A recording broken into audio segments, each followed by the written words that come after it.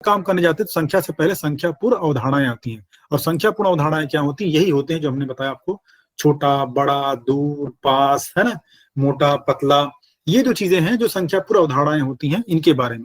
फिर इसके बाद हम नंबर पे आते हैं, 1 2 3 4 5। फिर नंबर के बाद हम आकृतियों की बात करते हैं, ये गणित की बात है। इसी तरह से जब भाषा की हम बात करते हैं तो वहां हम सबसे पहले सुनने पर बात करते हैं, कितना हम बच्चे को सुना सकते हैं, क्योंकि सुबो इसलिए रखा गया है LSRW, यानी लिसनिंग का कॉन्सेप्ट सबसे पहले आता है। LSRW यानी सुनने के बाद फिर बोलने पर, कि बच्चा बोलना सीख ले। तो बोलने के लिए हम चित्रों का इस्तेमाल करते हैं, उनसे कुछ बुलवाते भी हैं। तो इनमें हमारा TLM क्या करता है, या हमारा ICT जो कंटेंट होता है, बहुत मदद करता है। यहां तक कोई प्रश्न हो तो पूछ लें आप, किसी का भी कोई प्रश्न हो। जो हमने अभी चर्चा की है कि TLM बनाते समय 2 चीज हम याद रखेंगे, एक हमारा लर्निंग आउटकम, कि उससे लर्निंग आउटकम क्या निकल रहा है, और उसमें का जो उसकी जो पेडागॉजी है, कि उस TLM से सिर्फ सुनेंगे कि देखेंगे, सुने देखेंगे भी, कि कहते और करने का भी उसको अपॉर्चुनिटीज मिलेगी TLM के माध्यम से, तो हमारा वो इफेक्टिव TLM होगा। कोई प्रश्न हो तो आप पूछें, फिर आगे बढ़ूं मैं। किसी कोई प्रश्न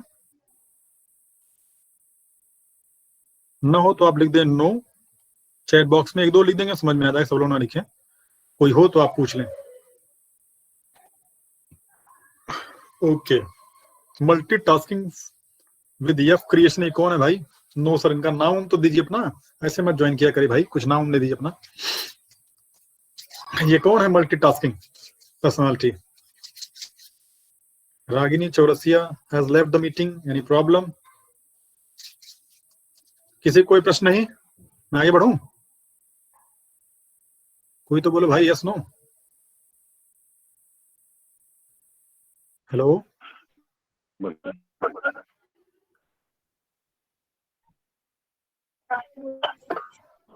okay, good good good, agree. आगे बढ़ते हैं। अब हमारे सामने अगर कोई प्रश्न आता है, हमारे सामने कोई समस्या आती है, तो हम लोग क्या करते हैं? सबसे पहले क्या करते हैं, उसके बारे में हम सोचते हैं कि इसका उत्तर क्या होगा, क्योंकि हमारी समझ भी कुछ सीमित होती है, हमारी जानकारी भी सीमित होती है, हमारे अनुभव भी क्या होते हैं, सीमित होते हैं। आप सभी सीमित हैं, हम भी सीमित हैं, क्योंकि दुनिया असीमित है, ज्ञान असीमित है, सोचना भी असीमित है पूरे वर्ल्ड का। लेकिन एक व्यक्ति के रूप में, एक प्रशिक्षु के रूप में, एक बच्चे के रूप में देखा जाए तो हमारे पास क्या होती है, एक लिमिटेशन है, थिंकिंग की भी, रीडिंग की भी, किसी भी चीज की। तो जाहिर सी बात है हमारे पास सारे प्रश्नों का उत्तर नहीं हो सकता, ये स्वाभाविक है। तो यहाँ पर क्या है, दूसरा जो कॉन्सेप्ट हम अप्लाई करते हैं रीडिंग का। रीडिंग के लिए का मतलब है किताबों को, जर्नल्स को, डॉक्यूमेंट्स को, यहाँ वहां जहां भी हमको मिलता है उनको हम पढ़ने की कोशिश करते हैं। अब अगर हमें सोचने से भी, पढ़ने से भी, क्योंकि पढ़ने का भी रिचनेस आपकी सबकी उतनी नहीं होती कि कोई भी किताब आपको मिल जाए, हर किताब आपके नेट पे अवेलेबल नहीं होती, हर किताब आपके लाइब्रेरी में नहीं होती है, तो उसकी भी सीमाएं हैं। तो फिर हम क्या करते हैं, ये था सेल्फ इंट्रोस्पेक्शन, जिसमें हम खुद अपने को सर्च कर रहे थे, अपनी प्रॉब्लम को सिर्फ सोल्यूशन निकालने के लिए। लेकिन अगला स्टेप क्या होता है, फिर हम कम्युनिटी से हेल्प लेते हैं। उसमें हम हो सकते हैं, प्राचार्य हो सकते हैं, कोई और साथी आपका हो सकता है, कोई और पर्सन हो सकता है, पेरेंट्स हो सकते हैं, साथी हो सकता है, तो हम बातचीत करते हैं। जब बात, फिर इसके बाद हम फिर क्या करते हैं, अगला स्टेप हमारे पास क्या होता है बातचीत करने के बाद? कोई बताएगा? कि सोच लिया हमने, पढ़ लिया और बातचीत कर लिया, फिर भी उत्तर नहीं मिला, तो हम फिर क्या करेंगे? सचिदानंद जुड़े हैं कि नहीं? सचिदानंद जी आप जुड़े हैं? ओके, क्या मेरी आवाज जा रही है क्लियर कट? तो ये प्रश्न है, इसका उत्तर देने का आप लोग प्रयास करिए कोई भी, कि अगर आपके सामने इतनी चीजें थी, सोचने की, पढ़ने की, बात करने की, और इससे आपका सोल्यूशन नहीं निकला, तो फिर आप क्या करेंगे? आपस में चर्चा करते हैं। नहीं, बात करने का चर्चा ही होता है एक तरह से, यहाँ पे बातचीत करना चर्चा से ही है। फिर आप क्या करेंगे? कोई बताए, या चैट बॉक्स में लिखिए। आपको हम पूरा 1 मिनट का समय दे रहे हैं इसके लिए।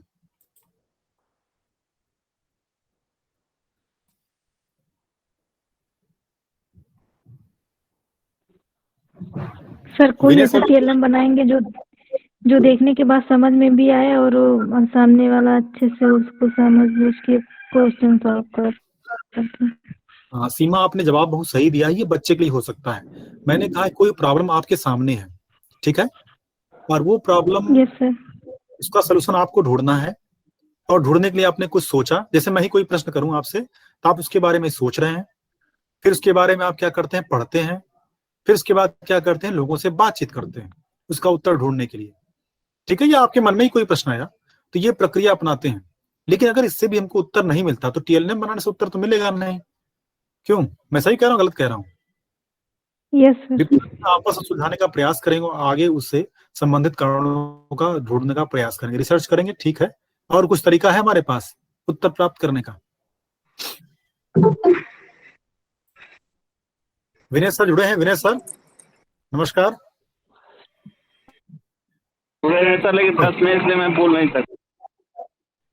कोई बात नहीं सर, कोई बात नहीं, बहुत अच्छा लग रहा है कि आपने सर समय दिया, जो भी हो, और हमारे दो साथी जुड़ गए, अच्छा लग रहा है। हाँ तो जरा आप लोग बताएं भाई, कोई 10 सेकेंड रोड में बचे हैं, कोई बोले।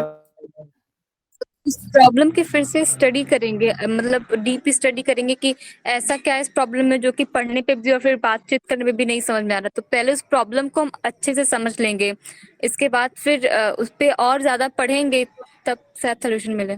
ये अनन्या बोल रही है क्या? ओके। यस सर, सर प्रणाम।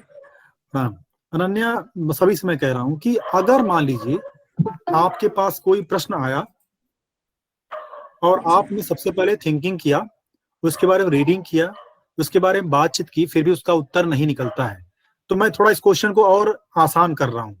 मेरा कहने का मतलब है कि हम क्या क्या रिसोर्सेज, क्या क्या संसाधन प्रयोग कर सकते हैं उसके उत्तर को ढूंढने के लिए। मेरा प्रश्न अब थोड़ा सा और इजी हो गया आपको उत्तर तक पहुंचने के लिए। कोई बताएगा? सर मतलब कुछ उस प्रॉब्लम के बारे में कुछ पहले से भी तो रिसर्च हुआ होगा, हम वहां से कोई डेटा ले सकते हैं। अनन्या, वो डेटा कहाँ से मिलेगा? गूगल से मिलेगा, किसी बुक से मिलेगा। गुड, किसने बोला ऑनलाइन? ऑनलाइन किसने बोला? अनंत बोले। अनंत, गुड, वेरी गुड। देखिए, जो वास्तव हम कहना चाह रहे थे वो यही था। हालांकि ऑनलाइन भी आप पढ़ने की कोशिश करते हैं, लेकिन ऑनलाइन पढ़ना और ऑफलाइन पढ़ना दोनों में थोड़ा अंतर है। मैंने शायद कल इस पे चर्चा भी किया था कि लर्निंग की जो प्रक्रिया होती है वास्तव में ऑफलाइन ज्यादा इफेक्टिव होती है वनस्पति के ऑनलाइन की। लेकिन न्यूज के रूप में किसी प्रश्न का उत्तर ढूंढने के लिए ऑफलाइन से बेहतर क्या होता है, ऑनलाइन होता है। क्योंकि वहां पर किसी सिर्फ एक का हमें विचार नहीं मिलता, बल्कि अनेक लोगों का विचार मिलता है। जैसा अनन्या ने बताया कि हम गूगल कर सकते हैं, या और आनंद जो कहा उन्होंने गूगल कर सकते हैं, इसमें हम कई उत्तर को ढूंढते हैं, कई लोगों के जवाब ढूंढते हैं। तो क्या होता है, एक हम कंसोलिडेट कर सकते हैं कि इसका वास्तविक उत्तर क्या होगा। क्योंकि हर प्रश्न का ऐसा नहीं कि उत्तर ना हो, बहुत सारे प्रश्नों का उत्तर है। आप देखेंगे कोई मन में आपके प्रश्न आए तो इतर प्रश्नों के उत्तर होते हैं। जैसा उन्होंने कहा कुछ रिसर्च हुई होंगी, तो उन रिसर्च की जानकारी क्या होती है हमें नेट से या आईसीटी के माध्यम से हो सकती है। तो आईसीटी बहुत बड़ा रोल प्ले कर रही है इस समय है, खासतौर से जब से कोविड-19 का इम्पैक्ट हुआ, कई गुना इसकी क्षमता बढ़ गई और तमाम तरह के कोर्सेज, तमाम तरह की चीजें इस पर, इसमें लोग भी जुड़ते जा रहे हैं, अभी जुड़ रहे हैं। ओके, तो काम हुआ इस पर। अब हम आगे बढ़ते हैं कि कुछ शब्द यहाँ पर आपको दिख रहे होंगे, email, e portal, NROER, e governance, internet, Facebook, WhatsApp, Telegram. क्या आपको दिखाई दे रहा है? Yes sir. Yes sir. Okay, कोई बताएगा ईमेल का मतलब क्या होता है? Electronic mail. Good, electronic mail का क्या तात्पर्य है, कोई बता दे? सर मतलब पहले जैसे हम लोग लेटर लिखते थे तो उसको हम लोग ऑफलाइन भेजते थे, अब अगर हम उसी चीज को ऑनलाइन सेंड करें तो। देखिए यहाँ पे दो चीजें हैं, वो भी मेलिंग ही थी। भेजना का मतलब होता है मेल करना, भेज देना, लेकिन ईमेल का मतलब इलेक्ट्रॉनिक भेज रहे हैं, इलेक्ट्रॉनिक सिस्टम से आप भेज रहे हैं, या इलेक्ट्रॉनिकली कोई चीज भेज रहे हैं। इलेक्ट्रॉनिक और इलेक्ट्रिकल मेल दोनों अलग अलग चीजें होती हैं। इलेक्ट्रिकल मेल में क्या होता है, इलेक्ट्रिकल सिग्नल इन्वॉल्व किए जाते हैं, जबकि इलेक्ट्रॉनिक मेल में क्या होता है, इलेक्ट्रॉनिक सिग्नल इन्वॉल्व किए जाते हैं, जिसमें हम एनपीएन पीएनपी या जो ट्रांजिस्टर्स होते हैं उनको हम प्रयोग करते हैं। क्लास 12th में अगर आपने फिजिक्स पढ़ी होगी तो उसमें इसका वर्णन किया जाता है कि ट्रांजिस्टर क्या होते हैं। ट्रांजिस्टर बहुत कम करंट में, मतलब डीसी करंट में भी क्या करते हैं, बिना एनर्जी हरास किए हुए सिग्नल को बहुत दूर तक ले जाने में सक्षम होते हैं। इसी वजह से आज हमारे पास कंप्यूटर या मोबाइल, जो भी चीजें हमारे हाथ में आ चुकी हैं, अब उसको हाथ में आराम से हम कैरी कर सकते हैं, अपने पॉकेट में रख सकते हैं, अपने रिस्ट वॉच पे लगा सकते हैं। इस तरह से हम लोग यूज कर रहे हैं। तो ईमेल जो है इलेक्ट्रॉनिक मेल है। ई पोर्टल, ये इलेक्ट्रॉनिक पोर्टल है। पोर्टल का मतलब सीधा सा होता है कि कहीं पर कोई ऐसा स्थान, कोई साइट, कोई विंडो जहां से आप कोई चीज, जैसे हम किसी दुकान पे जाते हैं तो उस दुकान में कई हमारे छोटे छोटे स्लॉट बने होते हैं, कॉर्नर बने होते हैं या आउटलेट बने होते हैं जहां से हम कोई चीज खरीदते हैं या लोग सेल कर रहे होते हैं। तो ये पोर्टल की तरह होते हैं, चैम्बर की तरह से। वैसे इलेक्ट्रॉनिक हमारे पास पोर्टल होते हैं जहां पर हम क्या करते हैं, कोई फॉर्म फिल करते हैं या कोई इंफॉर्मेशन लेने का भी काम करते हैं। बहुत सारे जो एनआईसी की इंफॉर्मेशन होती है, गवर्नमेंट की इंफॉर्मेशन होती है, जो इंस्टीट्यूशन की जो इंफॉर्मेशन होती है, वो पोर्टल के माध्यम से हमको मिल जाती है। पोर्टल और वेबसाइट में फर्क होता है। क्या फर्क है, थोड़ा इसको ही बताता हूं मैं आपको कि जो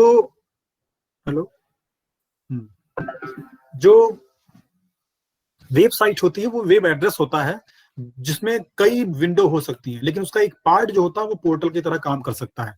जैसे आपने देखा होगा कई वेबसाइट पे आप जब जाते हैं, सर्च करते हैं, तो उसमें एक लॉगिन होता है। तो लॉगिन का वो प्लेस जो है एक पोर्टल की तरह काम करता है। आप उसको लॉगिन करते हैं, उसको फिर फर्दर एक्सप्लोर करते हैं, फिर आगे आप बढ़ते हैं। इसके बाद NROER है। आगे हम पढ़ाएंगे, आपको बताएंगे कि एजुकेशनल रिसोर्स बहुत सारे बने हुए हैं। उसमें NROER भारत का ही नहीं बल्कि मैं कहूंगा विश्व का सबसे बड़ा रिपोजिटरी एजुकेशनल रिसोर्स है और ओपन एजुकेशनल रिसोर्स है। अमेरिका ने बनाया जरूर, लेकिन वो ओपन नहीं बनाया। यानी उनके जो रिसोर्सेज हैं, आपको थोड़े पेमेंट करने पड़ते हैं, पैसे देने पड़ते हैं, तब उनके आप रिसोर्सेज को देख पाते हैं। जबकि इंडिया ने NCERT की CIT ने, जिसने की करिकुलम डेवलप किया ICT का, उसने बहुत बड़ा एजुकेशनल रिसोर्स का प्लेटफॉर्म नाम दिया। आप चाहें तो अपने मोबाइल में प्ले स्टोर पे होता है national repository of educational resources. ये बहुत सारे बच्चों को पता नहीं हुआ है। एक बार टिप्पणी आती है और इस समय ये बहुत सारे एजुकेशनल वीडियो, बहुत सारे डॉक्यूमेंट्स पड़े हुए हैं। यहाँ ये निर्माण किया गया का उद्देश्य है कि हर वर्ग बच्चा, कोई भी पेरेंट्स हो, टीचर्स हो, कोई भी स्टूडेंट, ट्रेनिंग टीचर, सब लोग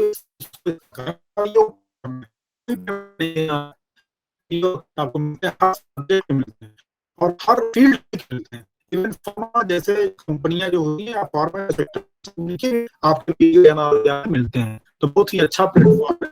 दूसरा एक बढ़िया प्लेटफॉर्म क्या है, दीक्षा का। दीक्षा पे शुरू में जब काम था तो बहुत कम काम हुआ था। काम होने का मतलब है कि कंट्रोल था और उसको पहुंचा और हर हाथ में दीक्षा। और आप जब विद्यालय में पढ़ेंगे फिर से, तो आपने जो बच्चे पढ़ रहे होंगे उनसे आप जरूर बात करिएगा, जो टीचर्स होंगे उनसे भी बात करें, उनसे बात मोबाइल इंस्टॉल करें। जो भी एजुकेशनल फील्ड से जुड़े हैं, चाहे वो टीचर ग्रुप में हो, टीचर हो, एजुकेटर हो, चाहे बच्चा हो, इसे विभाग जो है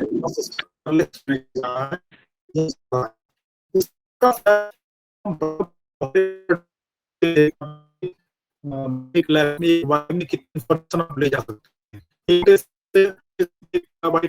इतनी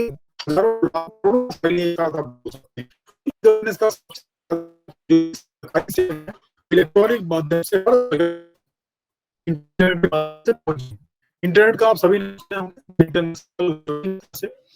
फेसबुक, व्हाट्सएप हमारे सोशल मीडिया के प्लेटफॉर्म है जिस पर हम कोई चैटिंग या करते हैं। ICT के बारे में जैसे पहले बता चुका हूँ कि दो टेक्नोलॉजी का फ्यूजन, इंफॉर्मेशन कम्युनिकेशन का। इसका बड़ा है, इसका मतलब है क्यों बनाया गया। बिल्डिंग दिख रही होगी रेड ये बिल्डिंग है जहां पर ICT के बारे में कार्य शुरू हुआ था इंडिया में। और प्राइवेट संस्थाएं भी कुछ आईसीटी पर काम की थी बहुत पहले, लेकिन इसके बाद एक सरकारी संस्था तैयार की गई एनसीईआरटी में, सीआईटी के नाम से। तो वो सेंट्रल इंस्टीट्यूट इंफॉर्मेशन टेक्नोलॉजी के लिए बनाई गई, जिसका उद्देश्य क्या था, उसको क्रिएट करे, डेटा कलेक्ट करे, डेटा को मॉडिफाई करे, डेटा को डेटा एनालाइज करे, स्टेप और है। इसको याद रखिए, collection, modification, storage, analysis and sharing. लिखा हो चूंकि स्लाइड पहले तो शेयरिंग छोड़ दिया है, अब शेयरिंग को भी जोड़ दिया गया है कि हम कोई भी डेटा कैसे क्रिएट करेंगे, कैसे डेटा को कलेक्ट करेंगे, कैसे डेटा को मॉडिफाई करेंगे, कैसे डेटा को स्टोर करेंगे और कैसे डेटा को एनालाइज करेंगे।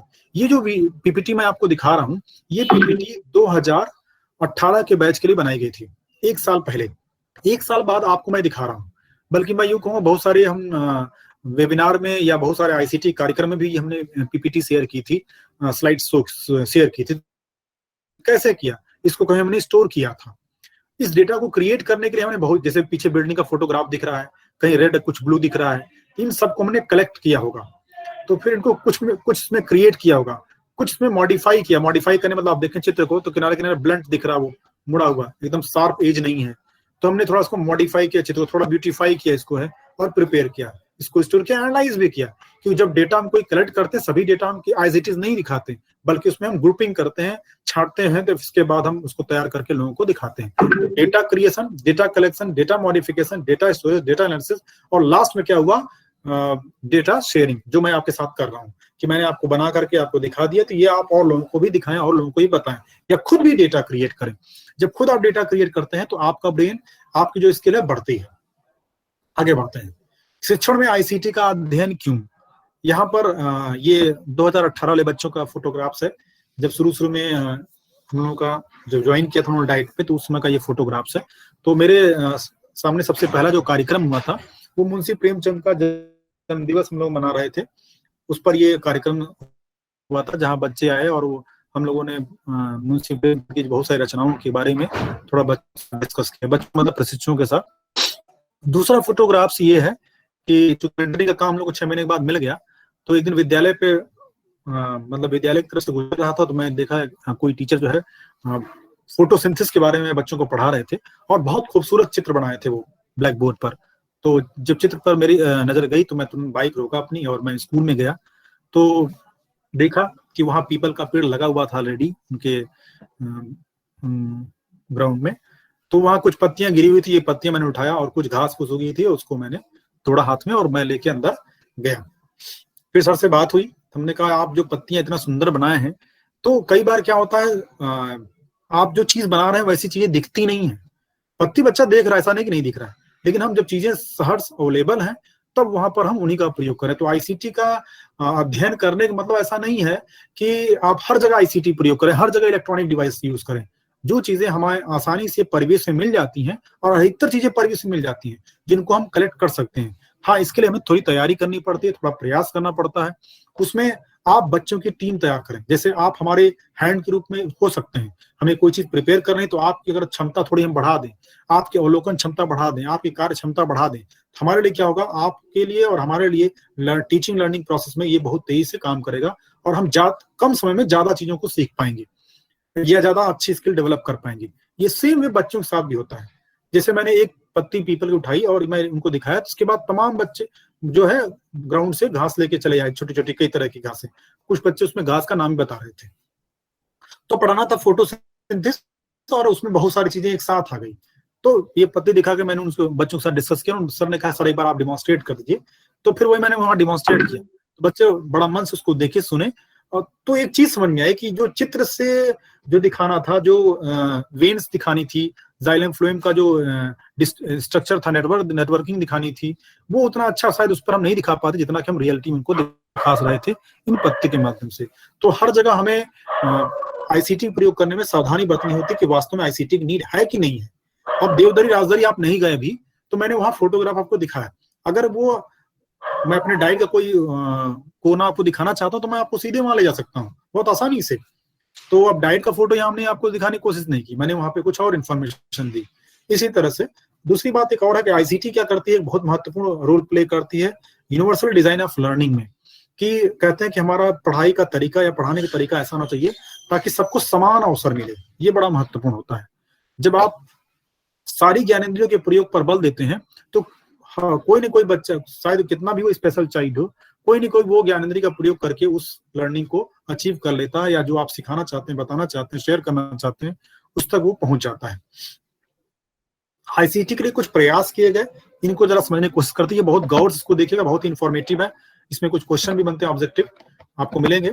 जैसे 1972 में एक ईटी स्कीम आई, हमारे एजुकेशन सिस्टम डेवलप किया, जिसको नाम बोलते हैं एजुकेशन टेक्नोलॉजी। ये ईटी स्कीम जब आई थी 1972 में, उसमें यूनिवर्सिटीज में हमारे लिए कुछ प्रोजेक्टर ना कहिए उसको, बल्कि हम कहेंगे ट्रांसपेरेंसी थी, जिसको हम लोग लाइट के माध्यम से दीवारों पर शो करते थे। एक तरह का प्रोजेक्शन ही था, लेकिन आज की तरह वो प्रोजेक्टर नहीं था। फिर बाद में 1983 में इनसैट एक उपग्रह छोड़ा गया, जिसका स्पेशल पर्पस था एजुकेशन टेक्नोलॉजी को प्रमोट करना, इसके माध्यम से टीवी चलाना। तो विद्यालयों में, या विद्यालय नहीं बल्कि विश्वविद्यालयों में, या जो इंस्टीट्यूशन थे जैसे डाइट या और जैसे डाइट नहीं था, और जो संस्थाएं थी जो एससीईआरटी जैसे काम करती है उस तरह से, कि ताकि वहां पर हम टेलीकास्ट कर सकें एजुकेशन चीजों को, लेक्चर्स को टेलीकास्ट कर सकें। हालांकि बहुत बड़ा प्रयास था उस समय, आज के हिसाब से छोटा भले लगे उसमें, लेकिन बहुत बड़ी चीज थी कि दिल्ली में कोई बोल रहा है और आप यहाँ पर सुन लें। हालांकि वो रिकॉर्डेड होता था। इसके बाद क्लास प्रोजेक्ट शुरू हुआ 1984 में, जो आईसीटी का ही एक तरह से एप्लीकेशन था। इसमें क्या हुआ कि बच्चे को हम ज्यादा फ्रीडम दे रहे थे, क्योंकि इसके पहले क्या था, पूरी तरह से जो सिस्टम था पढ़ने का वो रूट लर्निंग की तरह था, जहाँ पे टीचर्स को ज्यादा बोलना होता था, बच्चे को कम बोलना होता था, या बच्चे को कम एक्सप्लोर करना होता था। लेकिन क्लास प्रोजेक्ट जब इंट्रोड्यूस किया गया तो इसका कॉन्सेप्ट ये दिया गया, आज भी प्रोजेक्ट से बढ़िया और ब्रेनस्टॉर्मिंग से बढ़िया कोई मेथड में नहीं मानता, वो किसी भी बच्चे के लिए या किसी भी वर्ग के लिए। क्योंकि ये दो ऐसी चीजें जहां पर आप हुनर देखना चाहते हैं, तो आप बच्चों को प्रोजेक्ट दीजिए और देखिए कितना बढ़िया बढ़िया वो बना के लाते हैं।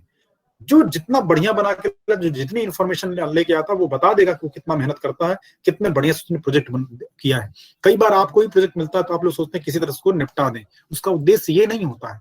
आप अभी सीखने की प्रक्रिया में है, टीचर बनने की प्रक्रिया में है, आधा टीचर आप बन गए हैं करीब करीब। उस समय अगर आप इस तरह से बिहेव करेंगे तो वास्तव में क्या होगा, आपसे जो सीखेगा वो और खराब सीखेगा। तो हमें अच्छी ट्रेनिंग लेनी चाहिए और हम अच्छी ट्रेनिंग आपको देने की कोशिश करें तो बेहतर होगा। यानी क्लास जो प्रोजेक्ट आपको मिलते हैं, जो भी प्रोजेक्ट मिलते हैं, उसमें कुछ एक्सप्लोर करिए और अच्छा बनाइए। एनपी क्लास प्रोजेक्ट का कॉन्सेप्ट क्या था कि जो हमारे पास हार्डवेयर चीजें थी उनको आप इकट्ठा करें और उनको आप प्रेजेंट करें, उनको आप ग्रुपिंग करें, उनको आप समराइज करें, एक के बाद एक जोड़ें। एक तरह का नए तरह का ये इंट्रोडक्शन था क्लास में लर्निंग में। एनपीआई 1986 में आप सभी जानते होंगे, 1986 में जो राष्ट्रीय शिक्षा नीति आई, उसमें ईटी की बात की गई और कहा गया डाइट की स्थापना की जाएगी। तो फिर 1992 में इसको रिवाइज किया गया और फिर से ईटी को कहा गया कि ईटी का एक डिपार्टमेंट होना चाहिए एजुकेशन टेक्नोलॉजी का। तो इसके बाद जो भी डाइट बने या जो भी संस्थाएं बनी, इंस्टीट्यूशन बने, वहां पर विश्वविद्यालय में भी शैक्षिक तकनीकी विभाग की स्थापना शुरू हुई कि वहां पे कुछ तकनीकी उपकरण हमें दिए गए जो मदद करता था पढ़ाने के लिए। इवन पहले टीएलएम बनाने का निर्माण या टीएलएम बनाने की प्रक्रिया भी ईटी को दी गई थी। फिर बाद में और भी डिपार्टमेंट बनाए गए जो टीएलएम वगैरह बनाने का काम करते हैं या बनाने में हेल्प करते हैं। अब यहाँ पर ईटी को हमने आईसीटी में कन्वर्ट कर दिया। हालांकि ईटी बहुत बड़ी चीज है, आईसीटी सिर्फ उसका पार्ट है, लेकिन आईसीटी ने ईटी को ओवरलैप कर लिया है, कवर कर लिया, क्योंकि ईटी का बहुत बड़ा पार्ट जो है अब आईसीटी के रूप में आ चुका है। और आईसीटी एट स्कूल, आईसीटी 2004 में लॉन्च हुआ प्रोग्राम और इसमें सबसे पहले इसको सीबीएसई बोर्ड में इसको इन्वॉल्व किया गया। इसके बाद 2004 से 2010 तक लगातार इस पर प्रयास हुए। और केंद्रीय विद्यालय, नवोदय विद्यालय ने इस पर काफी काम किया और 2010 में रिवाइज्ड आईसीटी एट स्कूल और आईसीटी अवार्ड दिए गए। इसमें जो स्कूल अच्छा काम कर रहे थे उनको आईसीटी अवार्ड दिए गए और कुछ टीचर्स को भी दिया गया। इसके बाद 2012 में महसूस किया गया कि लोग जो अवार्ड पा रहे थे वो लोग कॉपी कर रहे थे, यानी कहीं से नेट से या कहीं से डॉक्यूमेंट लिया, कहीं किताब से अच्छी चीजें कलेक्ट किया पैसा खर्च करके और उस फोटोग्राफ्स को अरेंज किया, डॉक्यूमेंट बना लिया और लोगों ने पुरस्कार ले लिए। तो पॉलिसी बनाएगी भाई आपका आईसीटी जो कंटेंट है कब आपका हम मानेंगे, तो उसके कुछ नियम बनाए गए कि डेटा क्रिएट करते हैं तो डेटा क्रिएशन का मतलब क्या होता है। जैसे ये जो फोटोग्राफ्स आपको दिख रहा है, ये जो स्लाइड आपको दिख रही है, ये स्लाइड मैंने नहीं बनाई है, सच बात ये है, इस स्लाइड को एनसीईआरटी ने बनाया है, उनके परमिशन से ये स्लाइड आपको हम दिखा रहे हैं। अगर वो परमिशन नहीं देते तो मैं आपको ये स्लाइड नहीं दिखा सकता था, और मैं अगर बनाता तो इस रूप में इसको नहीं बनाता, उसको दूसरे रूप में मुझे बनाना होता, दूसरे तरह से बनाना होता। क्योंकि आईसीटी अगर आप दिखाते हैं तो किसी को आप कॉपी कर रहे हैं, जबकि आईसीटी ये आपको परमिट नहीं देती है, परमिशन नहीं देती है, और देती तब है जब आप उस तरह के लाइसेंस की प्रक्रिया यूज करते हैं। ये जानना जरूरी है। इस नाते मैंने कहा कि कोई भी चित्र हम कभी भी शेयर कर देते हैं तो ये अच्छी चीज नहीं है, इसके बारे में जानना चाहिए, उसके भी रूल्स हैं, क्या शेयर करें और क्या ना शेयर करें। अब आगे हम लोग बात करेंगे इस पर। 2013 में एनआरओईआर जिसकी मैं अभी बात किया था और आईसीटी करिकुलम बनाया गया। आप देखिए एनसीएफ का नाम सुना होगा तो 2005 में आया था और इसके बाद आईसीटी करिकुलम डेवलप किया गया। ये अपने आप में बहुत बड़ी चीज है, बहुत बड़ा इंफॉर्मेशन दे रहा है कि आईसीटी की इंपॉर्टेंस देखते हुए उसका अलग से करिकुलम बनाया गया, यानी देश को आवश्यकता महसूस हुई। और इसके बाद शुरू हुआ डिजिटल इंडिया का जो कॉन्सेप्ट 2014 के बाद 15 में प्रधानमंत्री जो हमारे प्राइम मिनिस्टर हैं उन्होंने इस चीज को और इसका कैंपेन के रूप में इसको कन्वर्ट किया कि सारे मतलब हर जगह इसको हम पहुंचाएं। ये इवन डिजिटल करेंसी तक की बात होने लगी कि आज जो आप मोबाइल से हम लोग डेटा मनी ट्रांसफर करने का जो कॉन्सेप्ट यूज कर रहे हैं, नोटबंदी में काफी प्रचलित हुआ ये, और आज हम लोग इसके करीब करीब आदी हो चुके हैं। सभी लोग जान गए हैं कैसे हमको मोबाइल से पैसे ट्रांसफर करना है, जबकि इसके पहले ये बहुत बड़ी चीज मानी जाती थी कि पैसे ट्रांसफर करने तो आपको बैंक जाने ही होते थे। लेकिन डिजिटल इंडिया के जो कॉन्सेप्ट था क्या हुआ, डिजिटल लिटरेसी बढ़ी, हमारी डिजिटल कॉम्पिटेंसी बढ़ी, डिजिटल अवेयरनेस बढ़ी, तो हम लोगों ने इस तरह से काम करना शुरू किया। फिर ई पाठशाला और ई पीजी पाठशाला यानी पोस्ट ग्रेजुएट पाठशाला मतलब पोस्ट ग्रेजुएट तक के कोर्सेज को इसमें रखा गया। इवन जो एमबीबीएस के कोर्स हैं, जो एमटेक बीटेक के जो कोर्सेज हैं, उनको भी इसमें शामिल किया गया ई पाठशाला के तहत। ई पाठशाला बहुत फेमस प्लेटफॉर्म है जिसमें क्लास 1st 12th के हमारे जो कंटेंट है, वीडियो कंटेंट और डॉक्यूमेंट्स वो अवेलेबल है। आप किसी भी बोर्ड की किताबें यहाँ पर आप डाउनलोड कर सकते हैं, पढ़ सकते हैं। फिर 2017 में स्वयं मूक स्वयं प्रभा डीटीएच चैनल लॉन्च किए गए। ये वो प्लेटफॉर्म थे जहां पर कोई ऑनलाइन पढ़ना चाहे, घर बैठे पढ़ना चाहे, सर्विस करने वाला पढ़ना चाहे, बिना पैसे का पढ़ना चाहे, पैसे दे के पढ़ना चाहे, वो सारी सुविधाएं दी गई। इसके अलावा एक स्वयं प्रभा डीटीएच चैनल जो लॉन्च किया गया, ये इसमें करीब 32 चैनल, इसमें करीब 44 चैनल प्रसारित हो रहे हैं और 24 आवर प्रसारित होते हैं। ये गजब की बात है। तो ये आईसीटी के माध्यम से कुछ प्रयास थे जो 2017 तक के मैंने आपको बताया। 2018 के बाद ये गूगल मीट या और हमारे और माइक्रोसॉफ्ट के प्लेटफॉर्म आ रहे, और 2019-20 में बहुत बड़ा क्रांतिकारी परिवर्तन हुआ कि अब ऑनलाइन क्लासेस का भी सिस्टम शुरू हो गया। तो 2020 अगर आप देखें तो ऑनलाइन प्लेटफॉर्म पूरी तरह से फुल्ली ऑनलाइन प्लेटफॉर्म शुरू हो गया, जो अपने घर से बैठे बैठे इन सारी चीजों को आप कर सकते हैं। चाहे बिजनेस करना हो, चाहे आपको कोई भी चीज सेंड करनी, मतलब जो भी चीज आप चाहते हैं, तो करीब करीब अधिकतर चीजें अपने लाइफ की हम ऑनलाइन जो है कर सकते हैं। तो ये हमारे 2020 का कोविड-19 के इम्पैक्ट से मैं कहूंगा जरूर से, क्योंकि अगर कोविड-19 नहीं आता शायद और देर होता इंडिया में इसको फैलाने में, लेकिन अब हम थोड़ा मजबूर हुए, जिसकी देन है कि आज सभी आप जुड़े हुए हैं यहाँ पर। अगर कोविड-19 नहीं होता शायद हम लोग इस चीज को यूज नहीं करते, या करते तो इतने लोग शायद उपलब्ध नहीं हो पाते, क्योंकि सबको फिर ट्रेनिंग देनी होती कैसे गूगल मीट हम ज्वाइन करेंगे। लेकिन हमारी तत्परता बढ़ी, हमने ये लर्निंग की और आईसीटी प्लेटफॉर्म पर अवेलेबल होकर के आज ऑनलाइन ट्रेनिंग ले रहे हैं। तो ये उस सीक्वेंस है किस तरह से हमारा आईसीटी का डेवलपमेंट हुआ हमारे पूरे देश में, ये आप जानिए। एक महत्वपूर्ण बात, आपके कोर्स में ये चीजें ऐसे नहीं लिखी गई हैं, लेकिन आपको जानना चाहिए आईसीटी के लिए। हालांकि जब आपके क्वेश्चंस आते हैं वो इसी में से आते हैं, कोई एक उठा करके ICT policy, ICT curriculum NROER स्वयं मूस के बारे में पूछते हैं वो। कुछ सॉफ्टवेयर हैं जिनके बारे में हम लोग बाद में चर्चा करेंगे, Google calendar, mind map, PhET, Avogadro, ये सब चीजें हैं। How to create e resources, resource कैसे क्रिएट करना, उसमें हमारा ऑडियो वीडियो होता है, इन्फोग्राफिक्स होती है, बताएंगे आपको। इमेजेस कैसे हम क्रिएट करते हैं, डिजिटल स्टोरी कैसे बनाते हैं, वेब पेज ब्लॉग कैसे बनाते हैं, वेबसाइट कैसे हम बनाते हैं, डिजिटल फोटोग्राफी, एनिमेशन कैसे करते हैं। इनमें से 60% चीजें आपको हम बताएंगे, और बाकी से एनिमेशन और वेबसाइट पे उतना हम आपको साथ समय नहीं मिलेगा शेयर करने का, मिला तो इसको भी हम बताएंगे आपको कि वेबसाइट और एनिमेशन हम कैसे करते हैं। और आप 150-200 रुपए खर्च के, इसमें ऑनलाइन कुछ खर्चे होते हैं 3 महीने के, कि आप एक बार आप पे करेंगे और आपकी वेबसाइट बन जाएगी। अगर आप चाहते हैं पूरे साल भर के लिए आपकी वेबसाइट चले, तो एक उसका 1200 से 1500 रुपए खर्च करने पड़ते हैं, जो आपको एक डोमेन देता है, एक वेबसाइट आपको मिल जाएगी, एक स्पेस मिल जाएगा। अब उसमें कितना आपको कंटेंट लोड करना, उसके हिसाब से आपको पैसे पे करने पड़ते हैं। अगर सिंपल सिर्फ 1-2 पेज का वेबसाइट बनाते हैं तो 1-1.5 रुपए में आपका काम हो जाएगा। इतना आप सक्षम हो जाए, अपनी खुद वेबसाइट आप बना सकते हैं एक प्रशिक्षु के रूप में, या आप टीचर। कुछ और भी चीजें हैं, जरा उसको देख लें।